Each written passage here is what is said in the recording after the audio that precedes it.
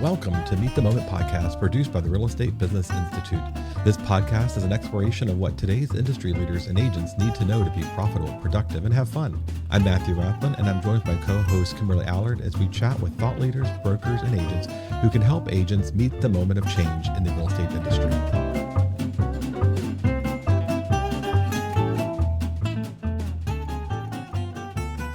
Hello, everybody, and welcome to Meet the Moment podcast, a REBI. I am Matthew Rathman, and I am here with my buddy Kimberly Allard. Kimberly, how you doing?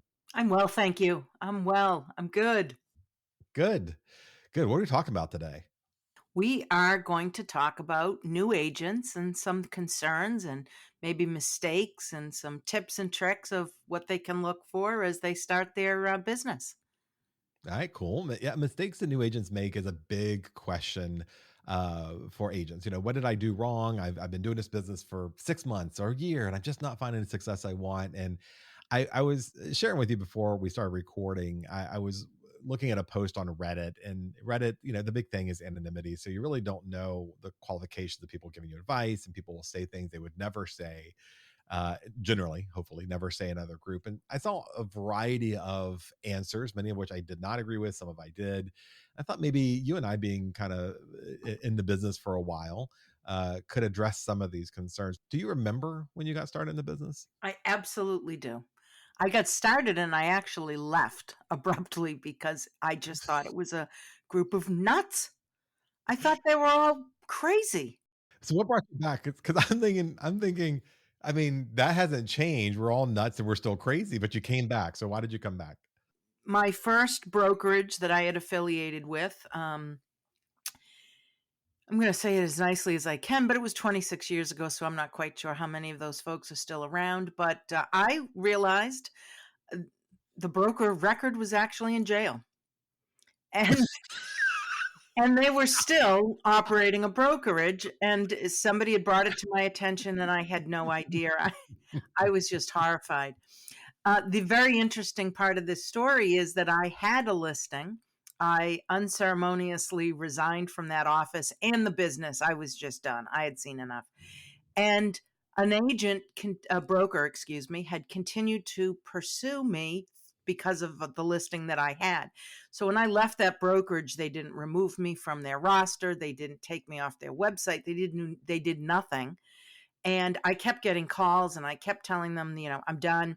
Anyways, I finally said to this agent, I said, look, I appreciate your interest. I'm just going to give you the contact information of the seller because clearly my old brokerage isn't taking any steps to remove me.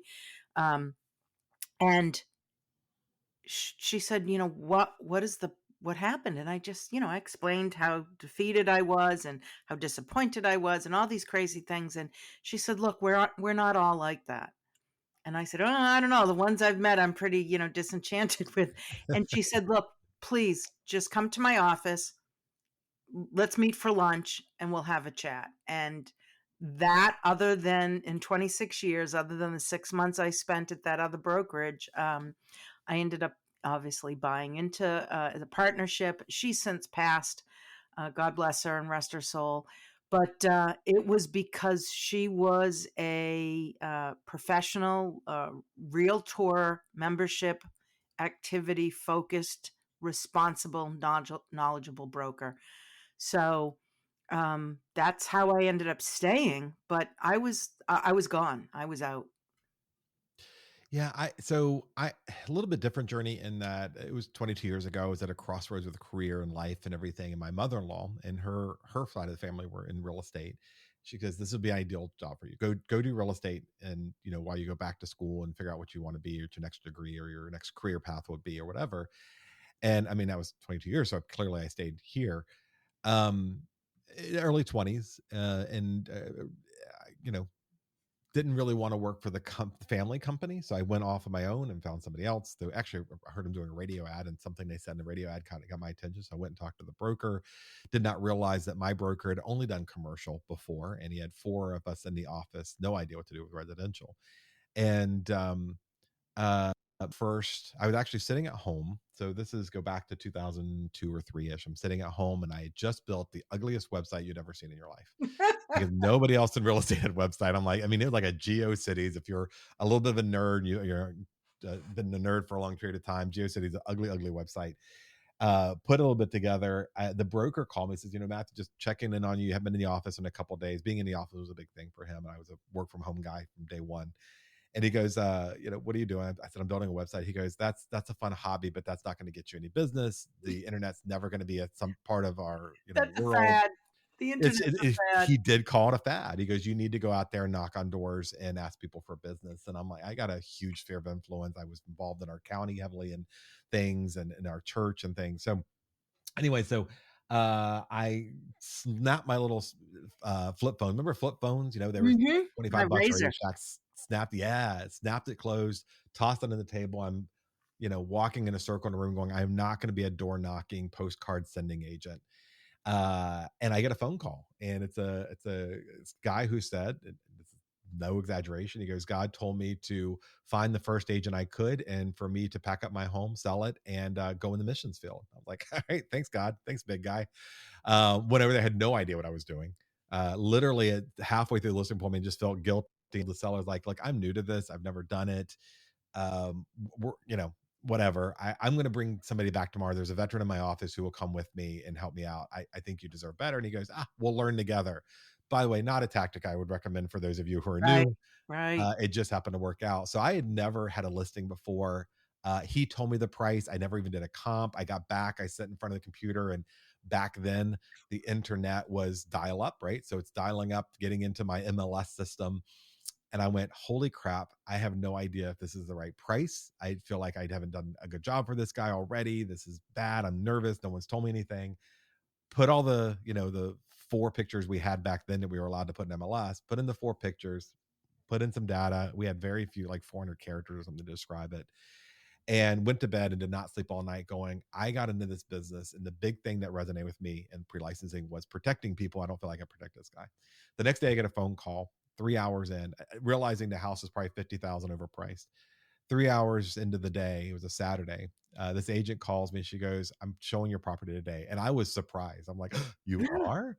And so she goes, yeah. And she gets done with the conversation. She gets a little quiet. She goes, I just got to tell you, she goes, I think my buyer really likes the house. It's a neighborhood he really wants to be in. She goes, but I'm a rookie. I've never done this before. And I feel like I need to confess that. And I went, Hmm. pause for a minute, went, that's okay. I've got you. I'll be able to take care of you. I'll go easy on you. No problem. Like, Blind leading the blind. we were so stupid. We got to closing, by the way. I never confessed to her that it was my first listing, but she repeatedly told me it was her first buyer. I don't know how we stumbled through it. So much more went into that, but we sold it for the price he wanted. He went on his missions field, came back later, bought a house for me again. Super nice guy. Um, and I realized at the end of that story, of literally probably not sleeping for that whole month of my first listing, that I never want another agent to go through that again. And that's what sparked my attention in being a broker one day and an instructor. Is like, this has got to be a better way we're going through. And the first broker who got me was a very nice guy, but he didn't know how to be a broker. And so many times, both agents and brokers get into this business. They have no idea what it's about. They don't know how to be leaders as brokers. They don't know how to be good agents as real estate agents. And they have a lot of questions. And I think, we have a huge amount of people who get out of the business in, what is it, first 2 to 3 years. Right. And I think it's because of the mistakes they made. So we're going to explore how not to have the stories we had. Right. Both of us. Yeah, both of us, how not to have the experiences we have. And let's just jump into it. So what do you think is the first thing that we should share with our new agents or agents in their first year? Well, I think the discussion for me starts with pre-licensing. There's not one state in this country that I'm aware of that has adequate pre-licensing. I think, Yeah. at least at the time of this recording, Texas has almost 200 hours as a requirement, which I find odd for a variety of reasons. But I'll leave my personal comments aside. But some people have 20 and 30. So I think what we need to be reminded of as new agents is we are not prepared to conduct business with the education that got us to this point, or Yeah. pre-licensing. Let's just start with that. I mean, we know how many square feet there are in an acre, maybe. We understand the Maybe. different maybe. We maybe understand the different ways to hold title in a property and maybe some agency law, but there is just not enough. There's no practical experience and knowledge taught in these classes. So just the first step is just recognize that, I don't want to say you're dangerous, but if your first experience, Matthew, my first experience, we were literally just thrown into it to figure it out. And that is not, is I mean, that's just reckless. So understand what you know, understand what you don't know, and now we look into, what does the first year look like for you? And I think we can start with a mindset that is, this is a business, and you and I and every other agent out there is an independent contractor is running a business. Pre-licensing is test prep. It's That's all it is. It's just to get you to pass the test so that you know the basic rules that are allegedly designed to protect the consumer. And it doesn't at all. I don't know. I make this joke in a lot of classes, and I feel like everybody relates to it. Is you walk out of the testing facility and you're just as surprised as everybody else that you passed. Right? I don't know too many people who felt confident going in. Even people like, I just finished teaching a pre-licensing class with a gentleman who has a doctorate, and I had another student in the same class who was an attorney. And I'm like, you guys are going to do great on this. And they're like, we don't know. We don't feel all that great about this. Because I think a lot of people go into pre-licensing wanting to know how to do the job and not understanding that in most states, it is only designed to get you to know the regulation, the laws. And I just recently finished an instructor development program that was very, very lengthy. And I feel like that those instructors did the exact same thing. Like there was a test and a practical at the end. And every session was like, here's how many points you're going to get if you do this, how many points you get that. And I feel like a lot of instructors are all about getting you ready to pass some type of test until you get into the advanced learning, the designations and the other things. So I agree. I think, walking the door and realizing you don't know what you don't know. What HGTV, what you saw on that, what you saw on your celebrity real estate agent TV show is just a bunch of lies. It's just a bunch of Why misleading why are information. you in real estate? Because I love people. Oh God, I love when people are like, I love people. Let me get you through your first listing with a divorcing couple. You will not love people Right. anymore. Exactly. Oh boy. Because there'll be I more to if say. so here's my one piece of advice. Well, we've got many, I'm sure, but one first piece of advice is if I had to do this all over again, I would have a degree in psychology. This business almost has nothing to do with real estate. Of course it does, but the skill set you need here is to deal with people, understand what their concerns are, not what your concerns are, what your clients' concerns are, what their trigger points are, what helps them feel better and more confident about a transaction, and basically keeping everybody out of jail. I mean, this is about the psychology of the event, and I wish I had understood that a lot earlier on, I guess I could say. One thing that to if you're listening, either thinking about getting into real estate, you may have found this through a Google search. I'm going to say hopefully will be findable. Or if you're listening to this and you're like in your first year, or you're a broker and you're listening, like how do I address concerns of first year agents? Um, I think it's important to remember that we're a guide and we're knowledge workers, and so that's where we start. Our job is to get somebody in this chapter of their story to a successful end, is with the least amount of stress and anxiety as possible, and the best answers to protect their interests. And so you're a guide. And the secondly, you're a knowledge worker. What you know is your only value. Like this whole thing we've been hearing about, agents who are stressed out about getting buyer agency agreements or listing agreements signed or commission negotiations. And you'll hear people very offhandedly say, just go work your SOI. If your broker ever just says, go work your SOI, stop them and go, what does that mean to me? How do I work my SOI? Because Matthew's way was not to do door knocking and not to do postcards. And I never did an open house in 22 years. I've done one open house. I take that back, and which convinced me I'll never do another one because that wasn't my path. And I think that being told to focus on your value proposition or go work your SOI is so different to people that you need to ask what that means for you individually and what your skill set is. And that means being a business person. And so if I decide real estate is what I want to be as an agent, I realize that it's a knowledge work. So what I know, if you don't know anything, you don't have any value to them. So what you know is important, and using what you know to guide them is important. That's the culture you start with as a new agent. I think that's the right culture to have. The mindset of being a business person is that you are a small business person. You until you can hire or build a team, or your chief executive officer, your chief marketing officer, your chief technologist, and your chief financial officer, all of those four things. You're all of them. You're all of them. You're it. In that there is nobody to do that work for you. And so you have to fine tune those skills and ask yourself every day, is this the chief marketing officer me, part of me, that fourth part? If you're the CEO, are you looking at that marketing officer going, would I keep this guy or gal on staff? Like, are you doing the job that needs to be done? So what decision would you make as a CEO of your brand? You can't act like an employee. So the broker, by law, in most every state that I believe that we're in, every state requires you to have a broker supervising your work to ensure that you're not harming the consumer. After that, the rest of it is for you to decide, when you're going to wake up, how you're going to direct your business, how you're going to market, and everything else within the confines of the law and company policy. So I think, realizing who you are to the consumer, having a license with 1.5 million realtors, having a license doesn't make you unique. It makes you part of 1.5 million realtors. So you got to be a business minded person. I want to go back to, you said earlier and about how you started out and things you've done and things you haven't done, because my path started completely differently. You know, I think I did an open house every weekend for the first 5 years of my career.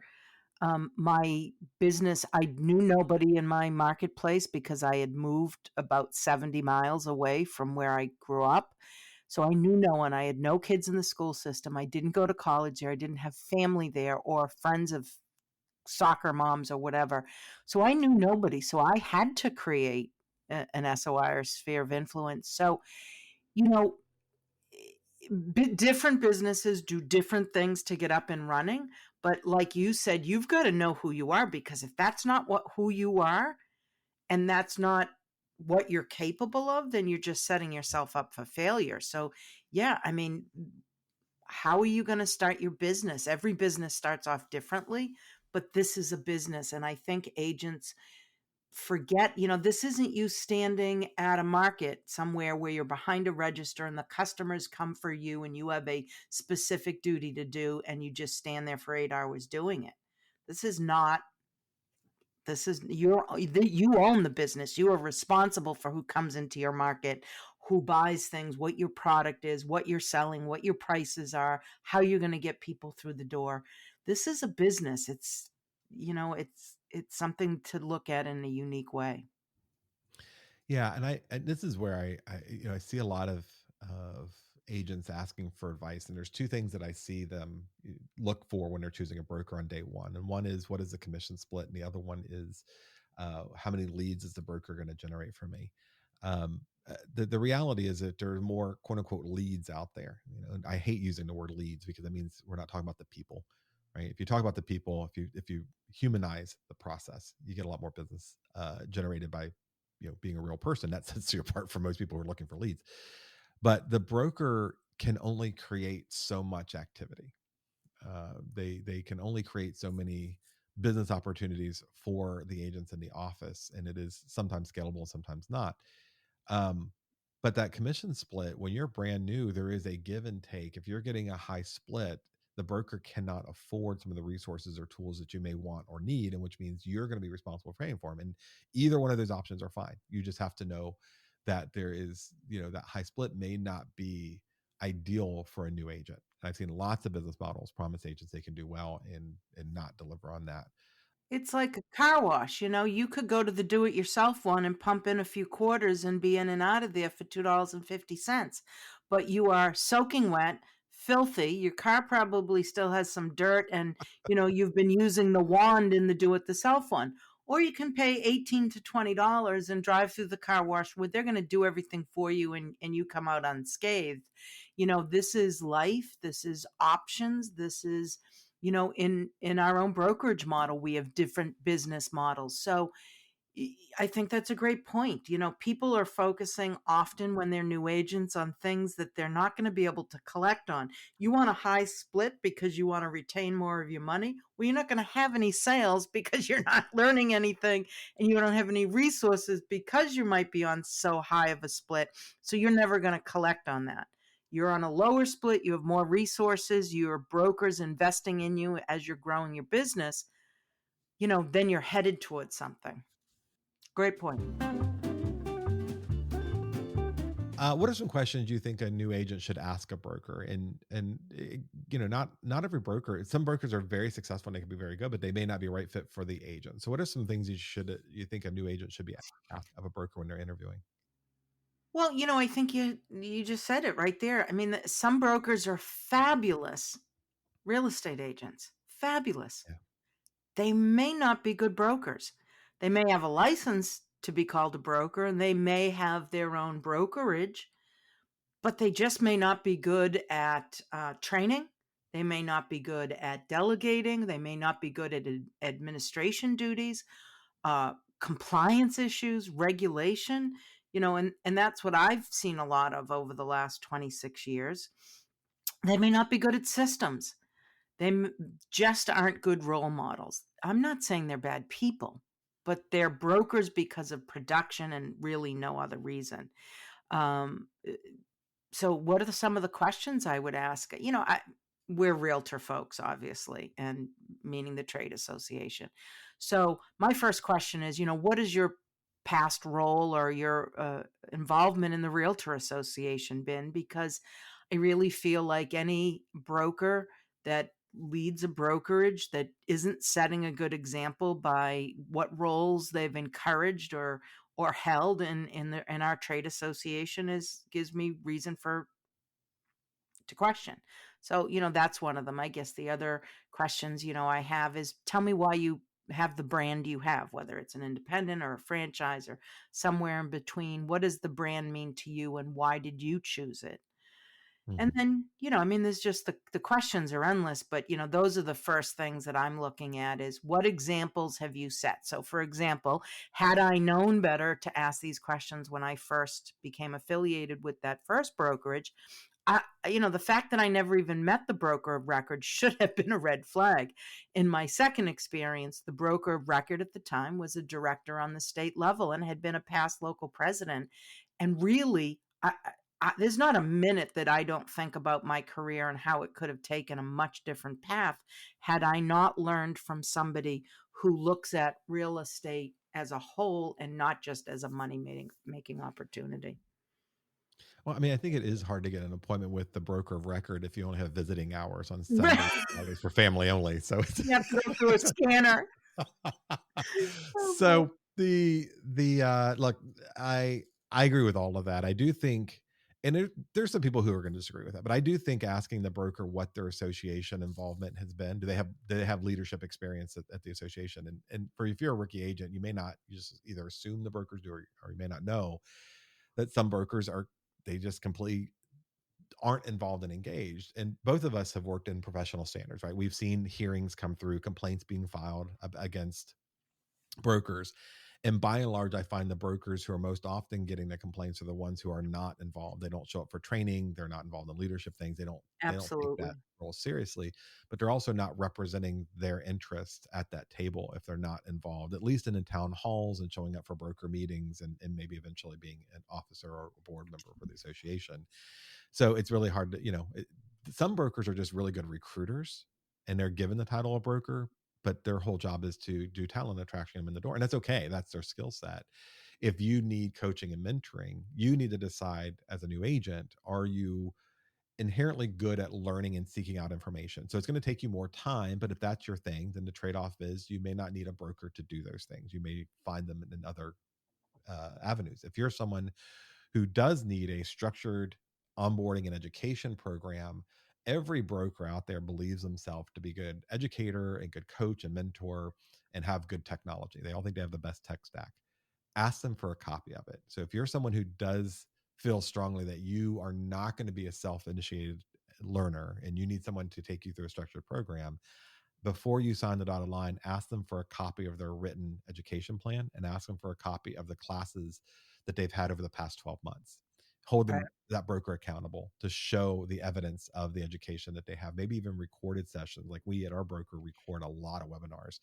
And quite frankly, we use them for recruiting. We send them out to agents and say, here's a sample of our best class on AI. And we get agents who in their first year are getting, we know what brokers don't offer education, and so we show them, this is how we coach you, mentor, and it's all written plan for us. So but you need to know a little bit about yourself. Same thing when choosing. You mentioned the broker, whether a franchise or independent, but I'll say now, whether bricks and mortar or virtual, not all Yeah. of us are designed to be virtual office agents or even in-person agents. I think there's a lot to learn by immersing yourself, especially that first year in an office, if other agents are showing up. And there's people to talk to and listen to and maybe get some tips from as peers. And I will say just the opposite. Sometimes it's more harmful because you don't want to be learning from the person next door to you who thinks that they're an educator and, may or may not have good skills. So I'm not saying that an office is bad or virtual is the best or even vice versa. But like you said, you've got to know yourself and Yeah. you've got to know what environment that you're going to work well in and the pros and cons. I mean, you don't want to sit in a room by yourself all day and do nothing. I mean, or even just be buried in a computer screen. You got to get out to get business almost these days, but there's a good balance of both being out and with people and being focused on education and knowing when it's the right thing and when it's the wrong thing. Yeah. And that's exactly where I was headed. Is I personally was not a office dweller. I tried my first year being in the office. I found it distracting.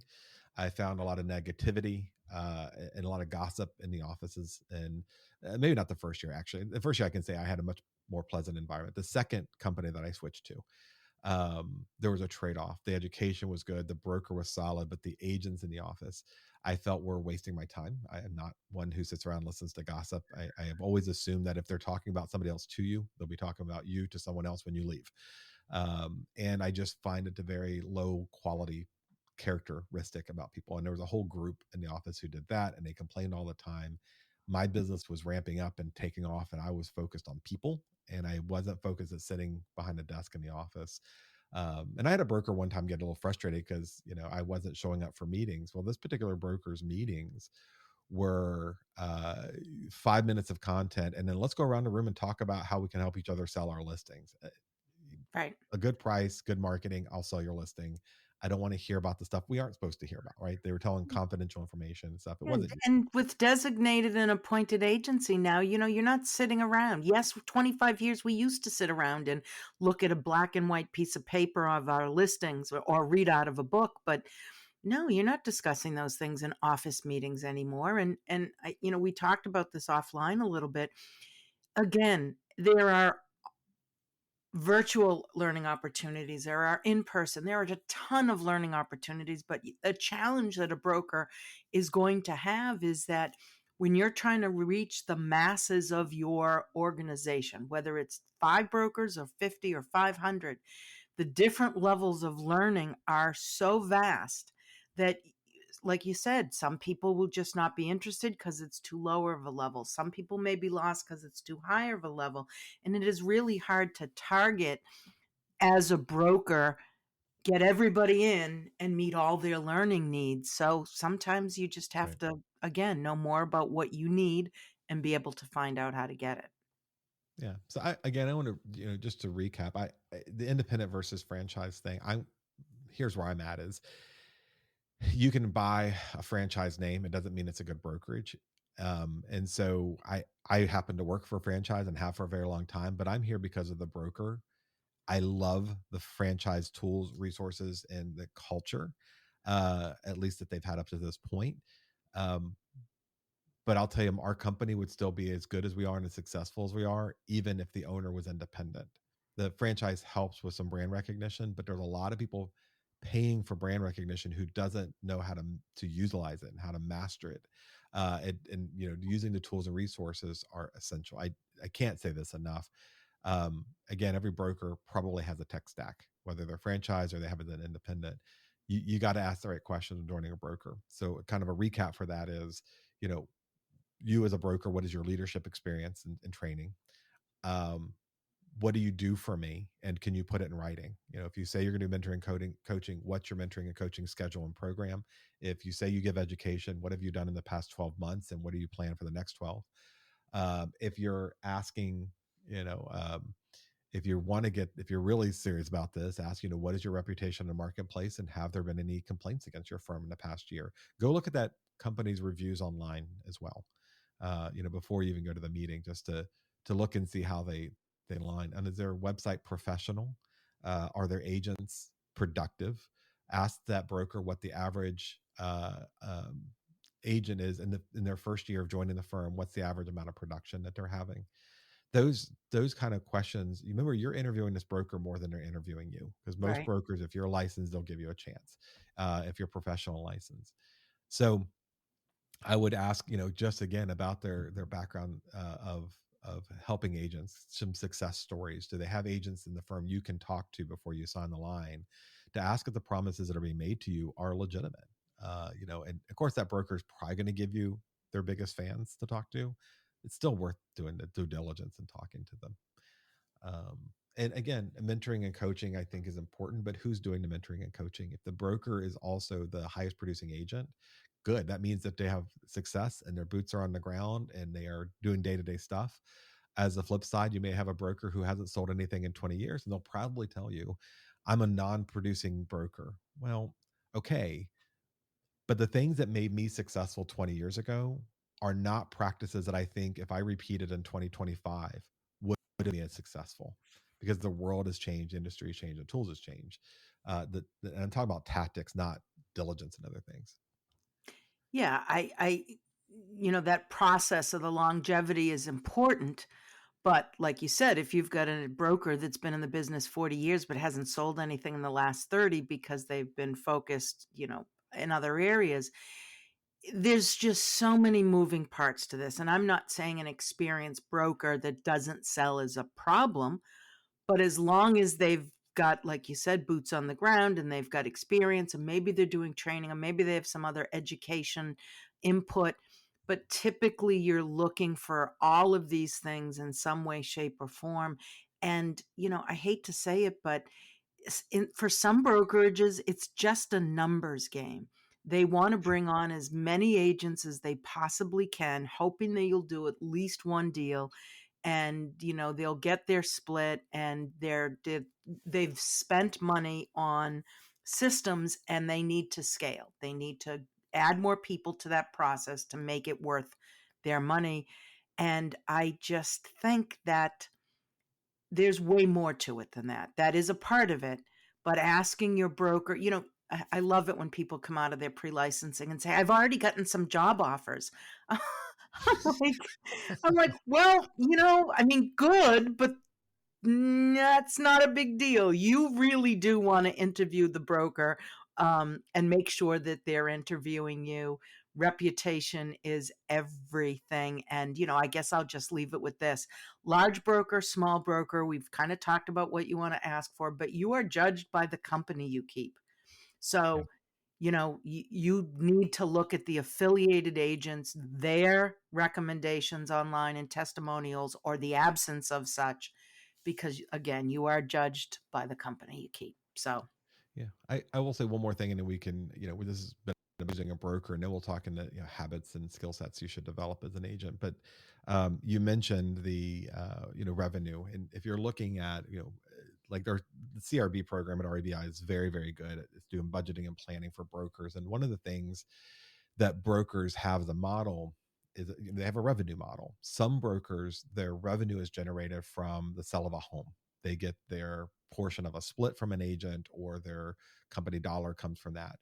Some revenue models are from how many buyers in their company use a settlement provider that the broker may have some ownership interest in, or some partnership, or a mortgage company, for example. I think it's important to ask the broker what their revenue model is. Is does, if the broker finds success in you closing transactions, they get a portion of commissions. they have very often they have a more vested interest in your success.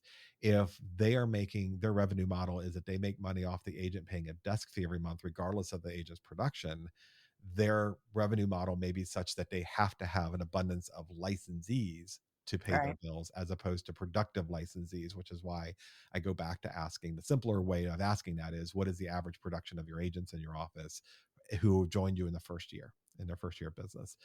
It usually is a bit an indicator. And not to say either revenue model is bad. I think agent brokers are out here, and some of them are hybrid. They're trying to make their money. But if that broker is meeting with you as a new agent and they're spending more time about how you can make money recruiting other agents than how you can make money listing and selling, then their revenue model is licenses, not production. Um, right. and there's a blended model I think is perfectly healthy and fine. Fine if you want to make some residual income off of helping the broker recruit, no problem with that. Lots of different models for that. I think it's telling what the broker focuses on when they're talking to you about joining the firm. If their whole focus is on you as a recruiter as opposed to productive agent, it may be a red flag. Yeah, I Um, mean, and again, there's so many different business models, but we're just trying to open that new agent's eyes to what they may be getting into.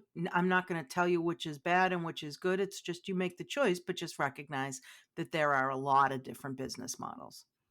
Yeah, and then again, you need to know how you're going to flourish. If the focus of the brokerage is in desk fees and numbers of licenses, then the efforts will largely be in helping you recruit other brokers into maybe your downline, for lack of a better term. Yeah. If the focus is on you listing and selling, and that's what you want your business model to be, that's what you should focus on. So, what do you think about joining a team? Should a new agent consider joining a team? Well, everything today is going to be a yes or a no. It really is. How do you work? How do you envision yourself? How do you look at your future? What programs are being offered to you? I think I actually operate my office as a very large team, and it's, we use the word team generically, but it can mean so many different things. There are benefits to a team and there's maybe a downside to a team, but I think, asking the broker, some brokers don't even allow you to work in the team environment. Um, some people are disillusioned that a team is an opportunity to separate yourself from your brand and brand yourself again separately, which is not the idea of a team at all. At least in most states, you do have to still work under your brokerage. So eh, I think it's got pluses and minuses. I don't think for some people it's great, and I think for others it's a good opportunity. But yeah, what are your thoughts on it?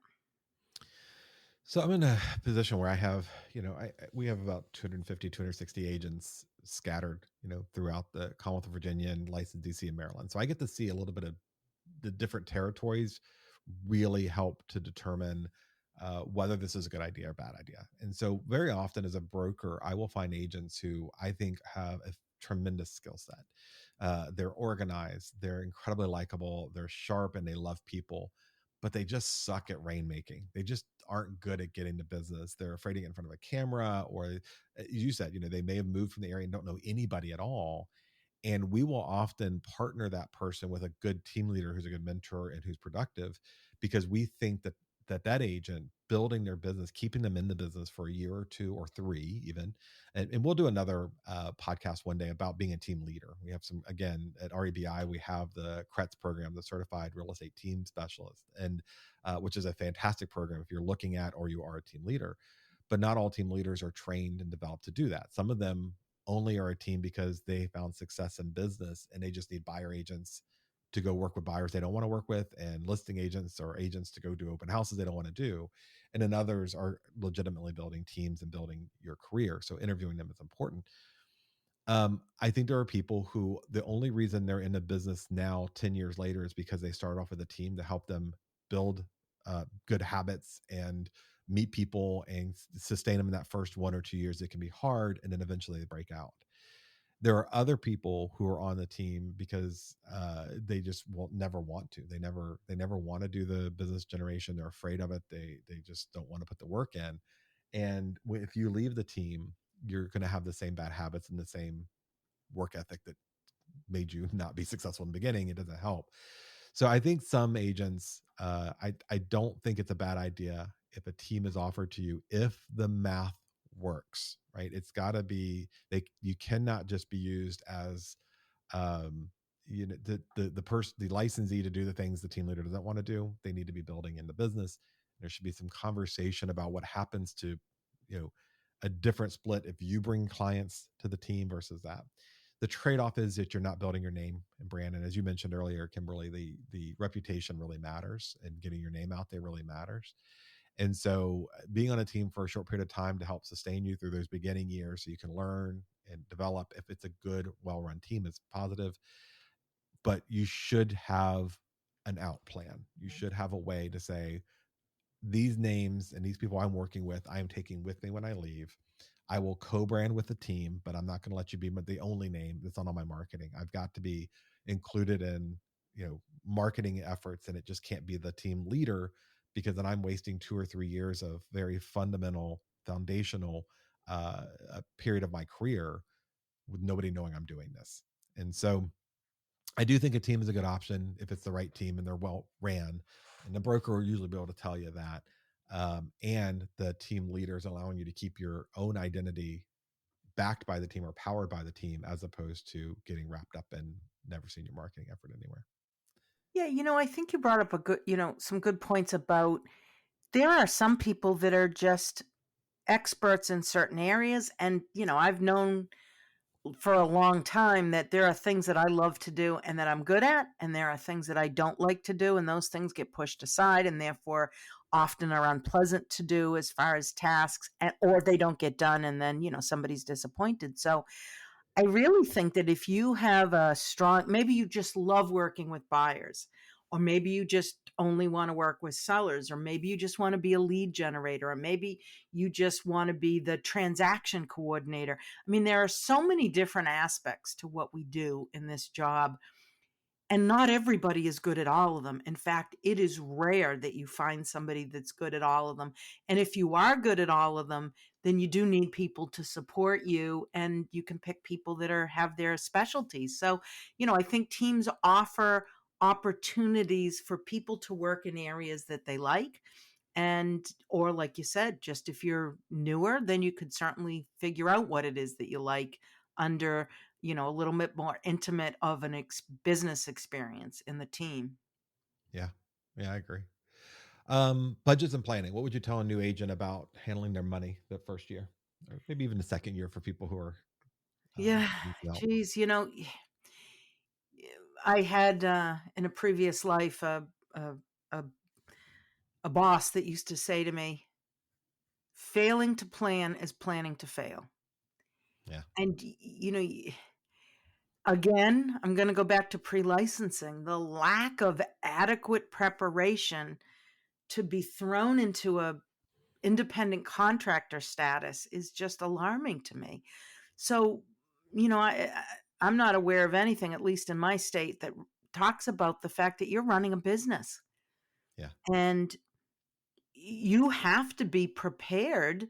I mean, even if you walked in on your first day and sold the house, you're not likely not getting paid for maybe 60 to 90 days. So, Yeah. how are you going to bridge that gap and provide your family with income, or yourself or whoever you're supporting with income? And how are you even going to spend money investing into your business when you don't have any income for a specific period of time? And Yeah. then some people are like, well, I'll break into real estate. I'll do this. It'll be my part time hustle while I work full time. Well, you know what? Again, that could work for you, but there's nothing worse than somebody who's half into something when this is a very serious endeavor for the people that you're serving, your clients, customers, etc. So, I'm not always a big fan of that approach, but if you're going to go all in and you don't have income coming from somewhere else, it's going to cause some stress for you. It's going to cause a little bit of anxiety. And then what are you investing into the business because you don't have any income? So I really think sitting down, putting together a budget, understanding what the expenses are going to be. I think people think, oh, I'll just wait. I won't do that till I sell my first house. Well, I got news for you. Your MLS dues are due the day you become affiliated with an MLS. Your realtor dues are due whether or not you sell a house. You've got marketing, you've got technology, you've got all sorts of expenses. So it's essential. It is Yeah. essential, and I believe that the success or failure of many agents is based upon the lack of or failing to plan. It's when I meet with new agents, brand new agents, one of the in the first meeting, one of the things we do is we sit down and go, okay, here is what your split is. Here's what the average sales price is based on a X percent, whatever number you use to calculate commissions. I run through and go, this is what you're going to make on that transaction, and of that, 30% needs to be set aside for taxes. 10% needs to go back into business expenses, and then the rest you can pay yourself as a paycheck for whatever's left. And when you do that exercise and you show them what the numbers are, the next step for me as a broker is to say, what do you have in savings to sustain you for the next 6 months to a year? Are you financially able there? So we start with, and some of them, they have their partner has a good job and they're fine. They have other income. The dual career question comes up a lot. A lot of agents are like, I'm just going to do this on nights and weekends. It doesn't work out very well for most people in dual career, to be honest. The question that needs to be asked is, how are you going to handle consumers who want right now answers at Tuesday at 10 o'clock? How are you going to handle a 4-hour home inspection on a Thursday? How are you going to handle showings for that buyer who says, I'm only in on Friday and Saturday? Can you show me properties? And some of you have a job that will allow you to do all those things, and that's great. If not, it's not just a matter of I'll just work with a few clients and it'll work out. There's liabilities there. If you're not available and you can't give advice and counsel and you miss deadlines or potentially will, you're creating not only the failure to serve the trust the consumer gave you, but also there's the code of ethics, there's the state regulatory issues, there's civil liabilities and things, and so it could be risky to try to be a dual career agent. You got to find out what kind of job you have, how flexible you are in the other job to make this work.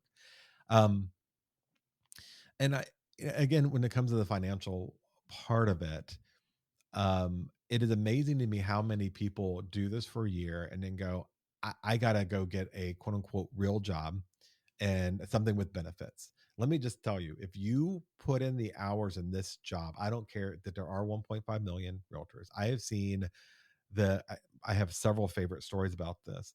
A gal who came to us, her husband just left her, literally emptied their bank account. She didn't even know where he was, left. She's got 2 kids under the age of 7, no college degree, barely passed high school, hasn't been in the workforce in 5 years, but she worked her ass off. I mean, everything she was asked to do, she did. And that's what I love about this career, is that people who never had a chance of making 6-figure incomes can do that if they work it and if they can treat people with respect to do it. And she did. She Yeah. loved on the people. She learned the skill sets. I've seen that happen over and over again. The second that someone says, I have to leave this for a quote unquote real job, is because you did not treat real estate like a real career when you got started. And therefore it didn't treat you like it was a real career in the payout. And when we get to that point, that person's making those kind of comments, I'm like, good and go, because you didn't understand this is the least expensive business to get in with the highest rate of return For a with thousand virtually bucks, you no can. prior skill set. Yeah. Where are you going to start your own business for $1,000? Really? Yeah. Where? It's With the sustainable business. potential, with the potential to make six-figure income in a relatively short period of time. Yeah, I would say find a financial advisor on day one, CPA or somebody that you trust, and maybe just a family member who's good with money, your dad or mom, or in my case, my wife, because if it wasn't for her, we would be homeless. She is the money person. But knowing that you on day one have to set aside out of that check, be diligent to say 30% to taxes or whatever it is. I think 30% is the safe number. Um, 10% toward your health insurance and then whatever else you can live off of, and do that on day one. Because I've seen agents, so have you, who have been doing this, and they're making 300,000 a year, but they didn't pay their taxes. Right. And now they're getting, IRS does not let that go by. And now they're going, what do I do to make more money? Well, if you couldn't pay your taxes at 300,000, I don't understand why you think going and getting a salary job at 100,000 is going to let you catch up, and why you're going to be more diligent with that. So budget is very important. Planning is important. You mentioned, the dues. The MLS fees for most MLSs are quarterly. The association dues are annual. save for them throughout the year. At the end of the year, you got a $600 association bill or whatever it is. You should have been saving for it like a Christmas fund throughout the year, because every business has licensing expenses and service expenses. Now, all of that said, I also think that if you are not paying somebody to do something, then you're using your own labor, which also has a cost. So let's say you are worth $50 an hour. Is what you're doing right now generating $50 of income or more so you can be profitable? Um, Canva is very inexpensive to do a ton of marketing. Social media is very inexpensive to do tons of marketing. Going to and volunteering at the SPCA or being involved in the kids' little league or whatever it is to get you exposure, you trade time for money. So instead of buying leads, go out and meet people in your first year. Don't start dedicate. If you have to put on the credit card, you're already making a mistake in your career in the first year. Yeah, I am a firm believer, and I have always been since back in the day when people used to think uptime was a big deal. How much uptime am I going to get? And I have said since 2020, since 2000, excuse me, no, there's no uptime. You're not sitting at a desk answering a phone call. If that's how you're going to create business, I would rather have you standing at the MSPCA or, some volunteer organization and creating relationships than sitting and waiting for the phone to ring. Now, before all the people with great retail presence call me and say, that's not fair. There are some brokerages that have a tremendous amount of street presence that business just walks in the door, and maybe that is an opportunity for you. It's not every brokerage, and with the way things have become in most offices, with not a lot of people in the offices anymore working, they are working from home. There are some brokerages that have downsized on their brick and mortar, so they don't Yeah. have these storefront. Again, if that's your jam, then good for you. But I always feel like a cold lead, or a lead, like you said, it's not a person. You're better off getting out there and creating your own personal relationships. And, I just wanted to circle back on something you said about people putting in a part-time effort. Um, you're not only not able to service the people that you have, but I am a firm believer that every client you have that you successfully serve is a minimum of 5 pieces of additional business, Yeah. Yep. minimum in your lifetime. And Yeah. so not only have you not served that current client properly, but the 5 other opportunities that you would have had after that are gone. So you've lost more than one piece of business. You've now lost a total of 6. And on top of that, if any of those people are speaking badly about you to others, the damage could be, you can't possibly even measure it. So I just caution people to, before you do anything half assetly, um, recognize that it could cost you more to screw up one client than it could be to do it the right way. So lots of things Yeah. to think about. I remember my first, because I don't struggle with, I think I've used my ADD as a superpower, but I understand where my limits are. And the first broker that I interviewed with was a big broker in town. And that year I made rookie of the year. And back then you made rookie of the year by being the highest performing agent in their first year in our association. And then from that year on, I got, all the awards and trophies for being profitable to my brokers, we'll say, or being productive. And I never did floor duty. And I remember the first broker I talked to said floor duty is mandatory here. And I said, I am not your unpaid. And this is, 23-year-old me. Secretary. I'm not, I'm not going to be your unpaid labor. I'm not going to be your unpaid secretary. I cannot sit at a desk for 4 hours. I will go crazy. I got to be doing other things. On the flip side, as you said, there are offices. We have one of our offices, and really only one, that is in a very, very high traffic area. And they maybe once a month have somebody stop by. And it is in downtown on the main street in a prominent location. They have other people who stop in, but they're always represented, or they're stopping to get information for rentals or something. They're not profitable contacts. If you are in a high traffic area and you are going to do opportunity time or floor duty or uptime or whatever you call it, you should have something else to do during that blocked time. So if you're there on the floor duty for 3 hours, if the broker's making you answer their phone on their behalf, then you're not being productive in your business. You're being productive on theirs, because the likelihood in 2024 and entering 2025 of people calling a real estate broker as opposed to engaging online, the statistical probability is very low. So have something else you're doing, working on your social plan, working on your CRM, something else, make to so you can qualify it as productive time, even if you're available. And ask the broker if it's okay if you work at your desk and have the front end reception call you if somebody actually to stop in. So you're there, you got that kind of traffic so that you're not sitting there doing the broker's work so they don't have to pay for a receptionist. I think a lot of agents get burned out on that unproductive. It's a psychological impact. If I spent 4 hours at the office today, nothing happened, and now you start to think about all the other things that are going on. So I think sustainable habits are a really big part of this. Again, holding yourself accountable and asking yourself, what am I doing to build my business right now? It's 10 o'clock in the morning. You're having a cup of coffee, watching the Today Show. What is that? What it's called? The Today Show? I don't watch morning television. The Today Show, I'm assuming. It could be the Yesterday Show for all you know. You're watching the Yesterday Show, having a cup of coffee, still in your, pajamas, and you just took the dog for a walk. I, what did you do today to make you money? You can't be mad at the industry. You can't be mad at your broker. What did you do? So time blocking becomes important, especially in the early days when you're building habits. Saying I'm going to get up and work out from 6 to 7, from 7 to 8, I'm going to do my day and do all those things. And then 8 o'clock on, I'm on the job. I'm holding myself accountable Right. and being productive, like a CEO would. So what is some of your suggestions? You know, I'll give you some of my bad habits. Um, you know, some of them This are is the just Kimberly what not to do show. what not to do show is, becoming a slave to your inbox. I mean, there are days that I feel like I just am scheduled out of my email inbox. And then I realize that 4 or 5 hours has gone by and I've done everybody else's work for them, but I've not done some of the projects that people are waiting for. So I really do think it's important to figure out how to use the focus modes on your desktops and your iPhones or whatever you have and be able to focus on individual tasks. Having said that, if once you get to that point, is we all know that habits are best. And I say it all the time. And I say it in a live class, and this probably will land better if you were able to see me in person. But, I look in the room and I said, now it's all about, scheduling yourself and blocking time. And how many of you, where are my folks that exercise every day? And they all look at me and they're like, she's really not going to talk to us about exercise, is she? And but my point is clear, is that I don't commit to regular daily exercise and I don't get the benefit of it.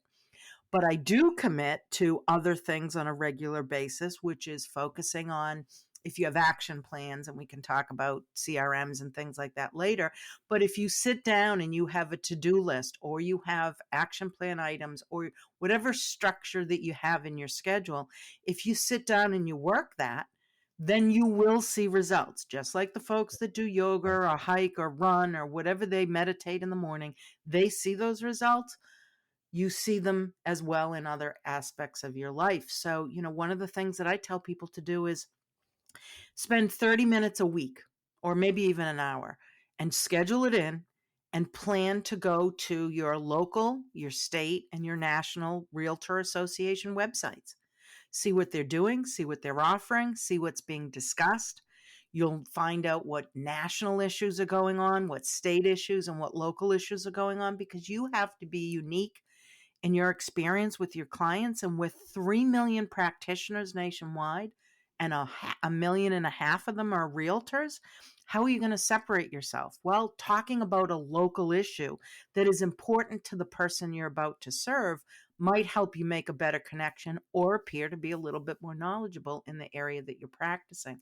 So I'm a firm believer that you've got to block time for this. You've got to block time to reach out to people personally, write personal notes. You've got to block time to, again, one of my big pet peeves is social media. Nobody gives you the authority to be solicited with personal relationships on Facebook.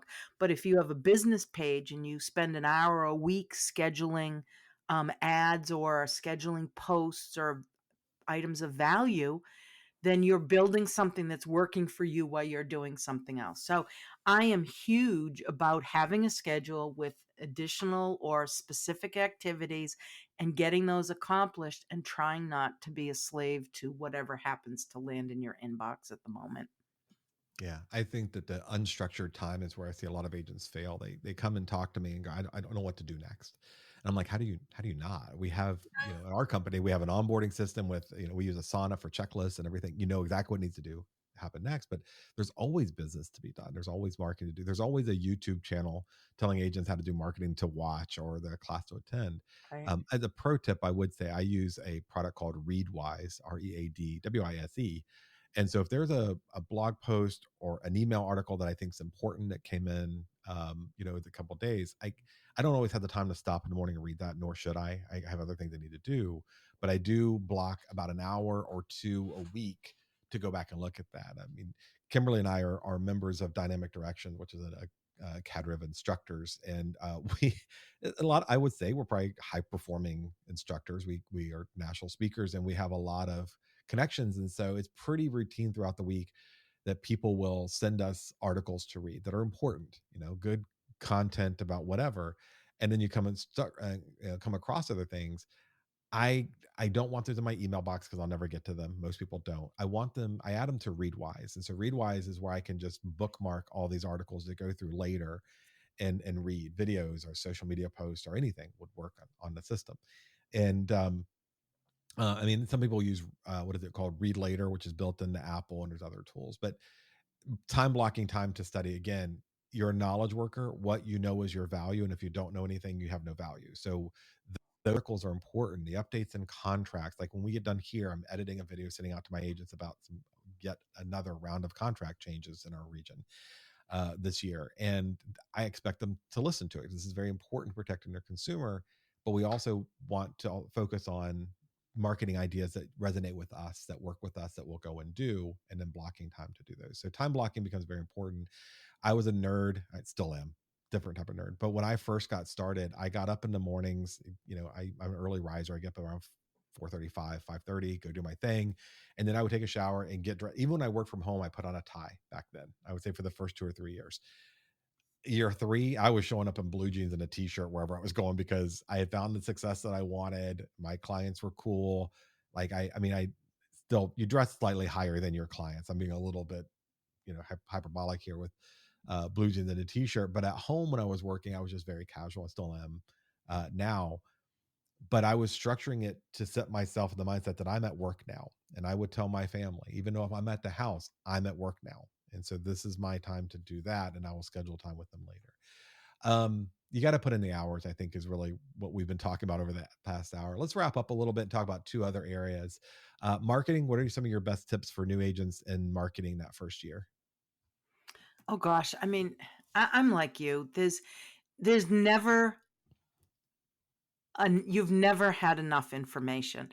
So I am always about making multiple things work for me at the same time. I think it's important to I be able to identify and who your sphere of influence is. I firmly believe that the person that cuts your hair and might mow your lawn and plow your driveway and paint your house, those are all your service providers that you pay to do work at your home. So why wouldn't you ask them to support you in your business endeavor? Or at the very least, put together a network of service providers. So, your sphere of influence is important, and it's just as important to know who they are and to make it grow and understand what growing your sphere looks like. It also is important to be able to reach out to them.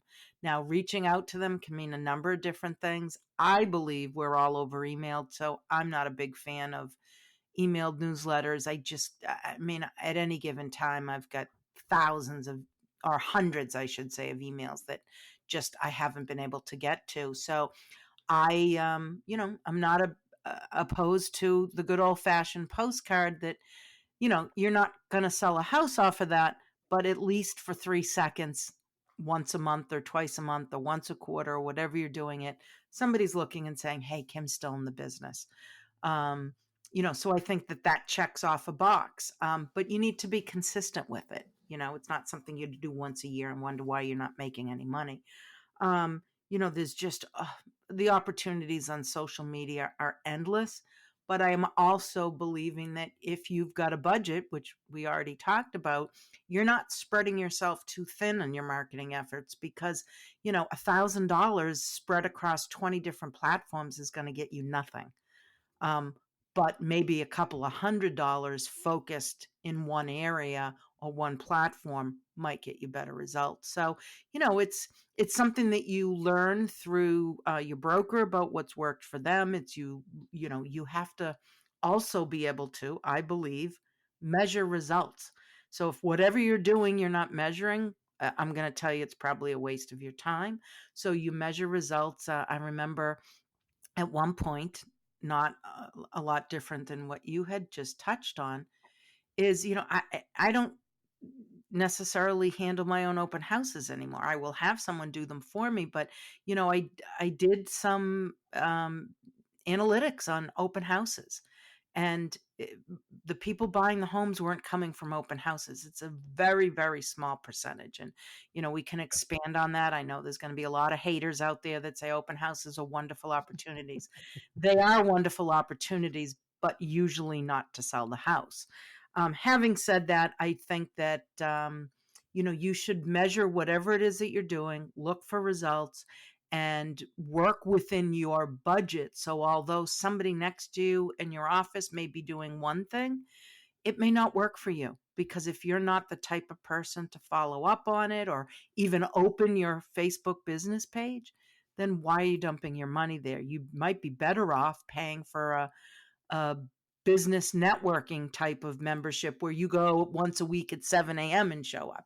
Again, just so many different opportunities, I think. But my first one is know who your sphere of influence is. They like you already, hopefully. They trust Yeah. you already. You've probably already contributed to their business in some ways or supported them. And you shouldn't be afraid to ask them for the same support. It may not be in a transaction, but it may be in the referral to a friend or a family member. And everybody knows somebody. So I think that's a great place to start. Yeah. So one thing I will say, you mentioned open houses, and because we are going to get haters. I love open houses, and 16 years ago, I got my biggest client ever out of that. Yay, yay, yay, yay! Market has changed, industries changed, how consumers' behavior changed. 56% of consumers do visit an open house, but typically not a second one because then they find an agent by themselves. And then they find an agent. Less than 3% of homes sell from open houses, and those 3% are typically in high traffic, high demand areas, which makes that statistic what it is. My question isn't whether you as a new agent should be doing open houses. It's you do an open house, that's fine. It's what could you have done with those 5 hours you invested in the open house that would have given you sustainable marketing assets in the future. So doing a video tutorial, creating a website, maintaining your CRM. If you invested 5 hours instead of an open house that is one and done, you either got business in those 5 hours on that Sunday afternoon or you didn't. If you need to hold yourself accountable to go, if I'm going to do an open house for 5 hours next weekend, I need to spend 5 hours in my business with long tail marketing content, blog posts, website information, video, social media engagement. Handwritten notes will get you much further because, again, you said those people already know you and like you. So it's always a matter of where you're budgeting your time. Same thing with opportunity and floor duty at the office. Statistically, you're probably not going to get a lot of business out of it. Uh, as opposed to spending the same amount of time developing long-term marketing assets and protocols. We're going to do a lot of podcasts in the future about marketing. A whole bunch of different topics are coming up. We already have scheduled. So subscribe to the podcast. We'll get you more for that. I will say under marketing and engagement, CRM, CRM, CRM. Use your client relationship management database. If your broker doesn't offer you one, this will be one of the few things I'll tell you is worth the money to spend, and diligently use it. Our brains were not made to remember everybody's, date of birth and anniversaries and social media and all the rest. Um, you need to reach out to them. It needs to be a reminder profile. And email newsletters, I agree, we're emailed out. But if you're doing an email that talks about real estate all the time, less than 3 or 4% of your sphere of influence is thinking about it. If you're doing an email that talks about the best hiking and biking trails in your marketplace, the Shakespeare in Yeah. the Park series, how the high school football team is doing in their championship run, things about you, your favorite app about nature, hacks about home and how you can fix things up. Something of interest in brief emails, you can actually see a lot of great traffic. We're emailed out because most emails are garbage that we don't care about. It's people trying to sell us something instead of people trying to make our lives better. And then just lastly, we're going to wrap up this with personal development. Obviously, we're both instructors, designation, course writers. We feel very strongly about this. Um, uh, Training is important, and none of it is unimportant in your first year. Even things that you feel like, oh my gosh, what am I going to learn out of this? I don't know, fair housing class. If it's well executed and taught, you will learn ways to engage with people and to create a broader marketing presence, and to treat people fairly. Obviously, hopefully you were born with that ability, but if not, even those type of classes, when done well, should spark ideas about how to grow your business and be better at protecting your consumer. And again, I'm going to go back to the fair housing because that's what everybody kind of moans and groans about. Although, as we both have seen, so many agents need that class. Yeah, clearly there's some shortcomings. Yeah, there is the ability to identify when your client isn't being treated well. It's not always about making sure you're doing the right thing. It's about getting information to protect your consumer from being discriminated against. So again, I just using that one class as an example. Contract classes, you can't get enough of them. You always get something new, and then marketing classes and all the rest. If you can't get into class, maybe you're in a remote area, your broker only offers so many things. YouTube is a great place to get information. Blog posts, follow, uh, as Kimberly says, newsletters. A lot of us as instructors have newsletters that we do send out that gives you tips and things. Follow your favorite instructor who is providing good content, quality content, and then read. And I mean, you should always have a book that you're halfway through. I'll start with Atomic Habits by James Clear is probably my number one book for way to read. Kimberly, what do you got? What are your tips for personal development? Well, I think what you're saying is, or I believe what you're saying is absolutely right. But I think that we could probably even demonstrate, both of us with over 20 years experience in our brokerages, instructors. Here's what I'm going to say. If I had money was no issue and I could spend time learning things about this industry and ways to do it better, how much time could I spend in a week learning those things? 40 hours wouldn't even put a dent in it. Yeah. So if you and I, at the levels we're at, and I'm not saying we're at the top, bottom, or maybe somewhere in between, if you and I could still spend 40 hours a week learning, a new agent could easily, if they're not busy listing and selling, they need to learn how to list and sell. And that, they're independent contractors at the end of the day, or we all are. You know, my success is a direct result of what I've put into it. Again, failing to plan means planning to fail. So you have got to find it. Again, there's your MLS is giving you free lessons. Your brokerage is giving you typically training that's available on a regular basis. If none of that is available to you, your realtor association is offering you regular educational offerings, and there's just no excuse not to be always trying to learn more from people that are way smarter than us, and you know and your peers. Yeah, if you find people way smarter than us, please let us know. We've still been looking for 'em. No, I'm kidding. There's tons of people that are way smarter than me. Not so much Kimberly, but smarter than me. Yeah, and like right now, just again, we think we 20 years plus each. So I don't know, we're at 50 years between the two of us, somewhere around there. I still feel like the world's changing so rapidly that even what I knew 20 years ago has changed now. Contracts change all the time, but like we get introduced to new things. 3 years ago, it was AI, and now I'm spending a lot of time going, how does this make my life better, make me more productive, and what can I use? And there, you could spend a year studying it and still not know all of it. There's always something to do, and I know it's frustrating for a lot of agents because they're like, I don't know what class to go to. All of them that you can fit in, and that your budget will allow. But again, don't put things on your credit card. There's too many other free tools and resources to get you started. Putting Right. things on a paying cash for it is the only way you should do your business, not putting it on a debit card and going into debt for this business. There's too many other free tools and resources and services once you've paid your dues, and you get a ton of access to those things. So I've that always yeah, I've always said, "Look, you can pay for things." There are some subscriptions and dues you have to pay for, but as far as educational opportunities, once you exhaust all your free stuff, then come to me and I'll tell you what it is you need to spend your money on. But there's just no way an agent with less than a year in this business could possibly have to spend money on something because there's just so many opportunities out there that are for free and quality. yeah, and yeah, and I do feel like a lot of agents get into heavy. I did my first year. I got into heavy debt.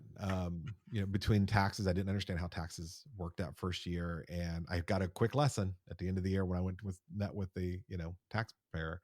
Um, but also just buying everything that people put in front of me because they promised Mm, that it was going to benefit me, and it didn't. I can't say no. most of it didn't the first year. I really was very lucky the second year to have been successful enough to catch up with the taxes and catch up with all the stuff I put in a credit card that I swore would make me good. And it was getting in front of people and being diligent in one or two things, and you'll be pulled in 30 different directions your first year. You have to do video, you have to do handwritten notes, you have to do floor duty. I'll tell you, just find one of those things. If you did Yeah. 5 handwritten notes a day to 100 people, that first couple of months, you will get more traction out of that than any open house you're ever going to get into. Building that CRM is a sustainable task for the rest of your career that has had a huge impact on their success. So be diligent in those things. So Kimberly, what else you got? I think we hit a lot. I mean, we could talk about, what gets a new agent started for much longer than this. I think the other thing to probably figure out is what is the activity designed to do. So, if you were going to do an open house, recognizing that maybe you're not going to make money in actually selling it. So, what are you doing there? Well, you're representing the seller. You're doing the best job you can to market the property for the seller, but maybe you're working on your scripts and dialogues.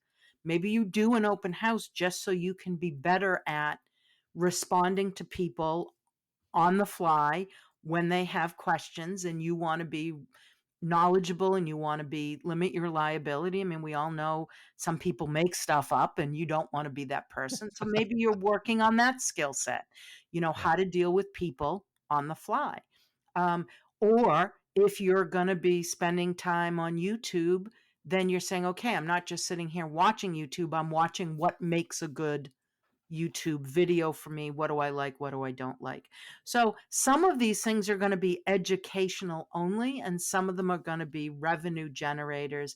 Some of them are going to be sphere of influence enhancement.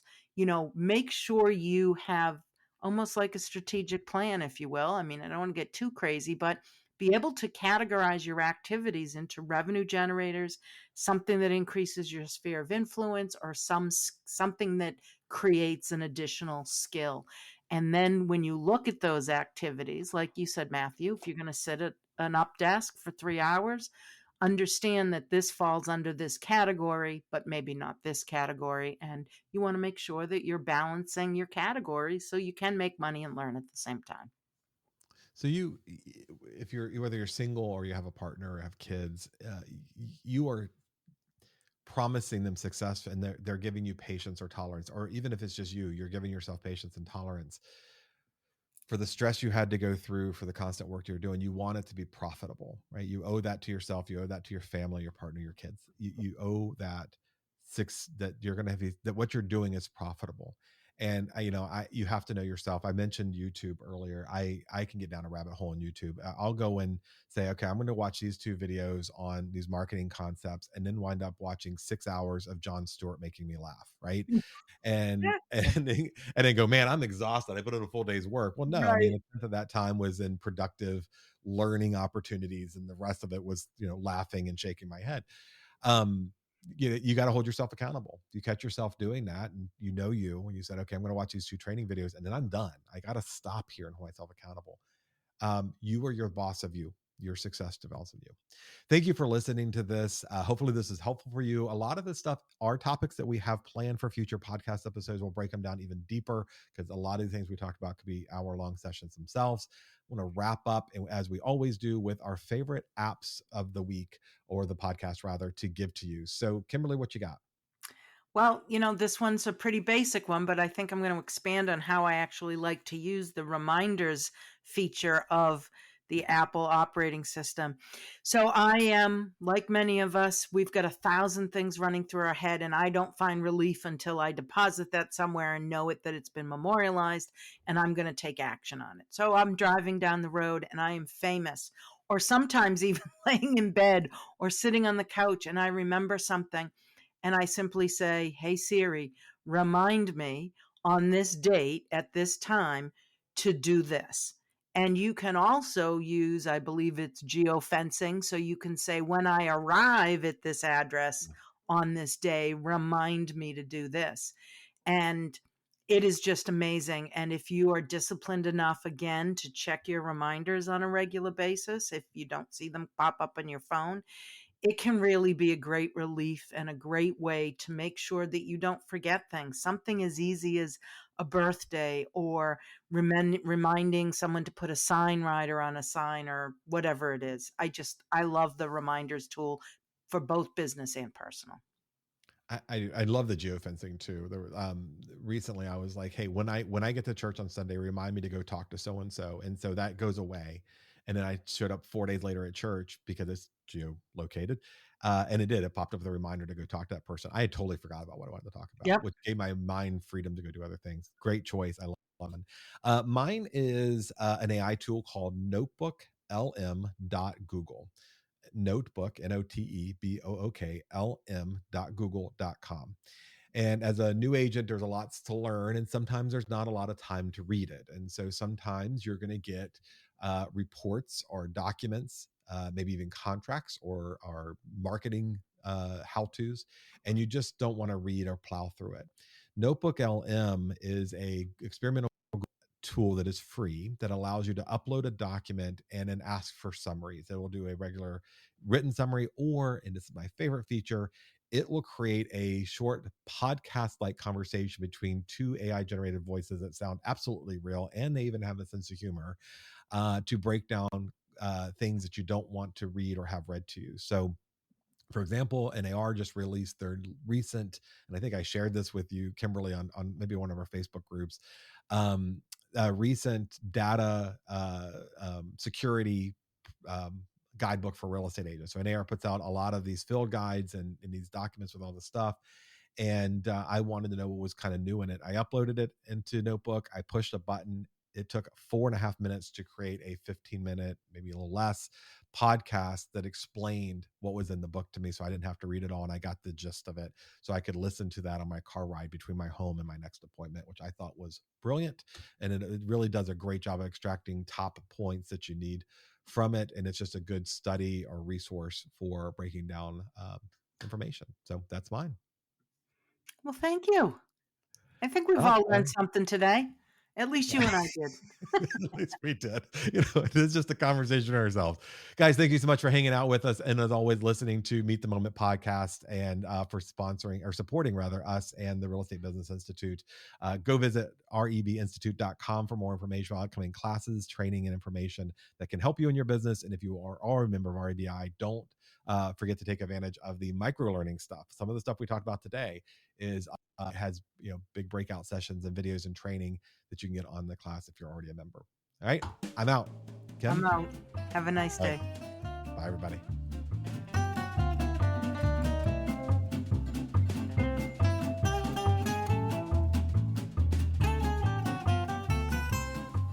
The Meet the Moment podcast is a production of the Real Estate Business Institute, an affiliate of the National Association of Realtors. Special thanks to CEO Jenny Scheib and to Dan Shea, our editor and content producer.